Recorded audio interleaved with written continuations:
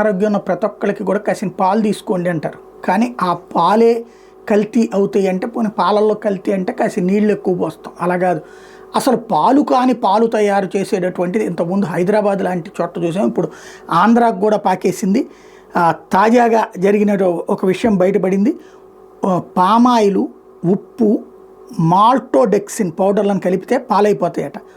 ఈ మిశ్రమాన్ని పాలల్లో కలుపుతున్నారట. ఇది తాజాగా అనంతపురం జిల్లాలో వెలుగులోకి వచ్చింది. ఈ కల్తీ పాలన విజయ, గాయత్రి డైరీలకు సరఫరా చేస్తున్నట్టు తెలిసింది. దీనికి సంబంధించిన విజిలెన్స్ అధికారులు జిల్లాలోని రాఫ్తాడ్ మండలం బండమీదపల్లి గ్రామంలో రామిరెడ్డి నిర్వహిస్తున్న కల్తీ పాల తయారీ కేంద్రం మీద దాడులు చేపట్టారు. తన ఇంట్లో కూడా తనిఖీలు చేశారు. పాల చిక్కదనం కోసం వినియోగిస్తున్న వివిధ మిశ్రమాలను స్వాధీనం చేసుకున్నామని విజిలెన్స్ శాఖ ప్రకటించింది. రామిరెడ్డి స్థానిక పాడి రైతుల నుంచి రోజుకు 300 లీటర్ల వరకు పాలు సేకరించి ఈ కల్తీ మిశ్రమాన్ని పాలలో కలుపుతున్నాడు. ఈ విషయం బయటపడింది.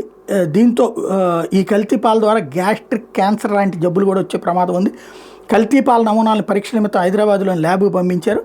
ఫుడ్ సేఫ్టీ అధికారుల సమక్షంలో కల్తీ పాల తయారీ కేంద్రాన్ని సీజ్ చేశామని చెప్పారు. నివేదిక వచ్చాక చట్టపరంగా చర్యలు తీసుకుంటామన్నారు. తనిఖీల్లో విజిలెన్స్ తో పాటుగా అధికారులు పాల్గొన్నారు.